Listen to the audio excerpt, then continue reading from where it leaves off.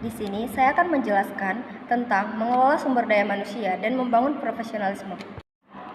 Yang pertama itu, pentingnya pengelolaan sumber daya manusia dan pelayanan publik. Pengelolaan sumber daya manusia yang efektif dan pembangunan profesionalisme sangat penting dalam pelayanan publik untuk memastikan bahwa layanan yang diberikan memenuhi standar kualitas yang tinggi, efisien, dan responsif terhadap kebutuhan masyarakat. Dengan fokus pendidikan, etika kerja, kepemimpinan yang efektif, penghargaan, dan evaluasi, organisasi publik dapat menciptakan tenaga kerja yang profesionalisme, termotivasi, dan berkomitmen untuk memberikan layanan terbaik kepada masyarakat. Yang kedua, tentang pentingnya sumber daya manusia dan pelayanan publik. Sumber daya manusia memainkan peran yang sangat penting dalam pelayanan publik, karena mereka adalah inti dari operasional dan kualitas layanan yang diberikan kepada masyarakat. Sumber daya manusia adalah komponen kunci dalam keberhasilan pelayanan publik. Sumber daya manusia yang kompeten, termotivasi, dan dikelola dengan baik memastikan bahwa layanan publik yang diberikan berkualitas tinggi, efisien, dan responsif terhadap kebutuhan masyarakat. Investasi dalam pengelolaan dan pengembangan sumber daya manusia adalah investasi dalam kualitas yang efektivitas pelayanan publik serta dalam kepercayaan masyarakat terhadap pemerintah. Yang ketiga, komponen pengelolaan sumber daya manusia pelayanan publik.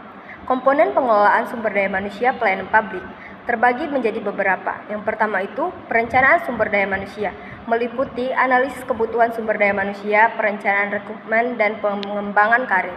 Yang kedua, rekrutmen dan seleksi, proses mencari, menarik, menilai, dan memilih kandidat yang paling sesuai dengan kebutuhan organisasi. Yang ketiga, pelatihan dan pengembangan, program pelatihan untuk meningkatkan keterampilan kompetensi pegawai. Yang keempat, manajemen kinerja, sistem untuk mengevaluasi dan meningkatkan kinerja pegawai termasuk penilaian kinerja, umpan balik, dan pengembangan karir. Yang kelima, kompensasi dan benefit, sistem penghargaan yang adil dan konventif untuk menarik dan mempertahankan sumber daya manusia yang berkualitas. Yang keenam, kesejahteraan pegawai, program kesejahteraan yang mencakup kesehatan, keselamatan, dan keseimbangan kerja hidup. Yang keempat, ada aspek profesionalisme dalam pelayanan publik. Yang pertama itu, definisi profesionalisme, standar perilaku dan kompetensi yang diharapkan dari pegawai pelayanan publik.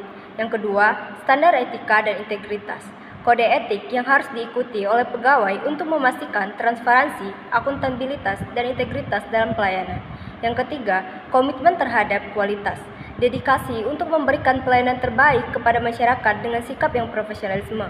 Yang keempat, peningkatan kompetensi, pengembangan keterampilan, dan pengetahuan melalui pelatihan berkelanjutan dan pendidikan.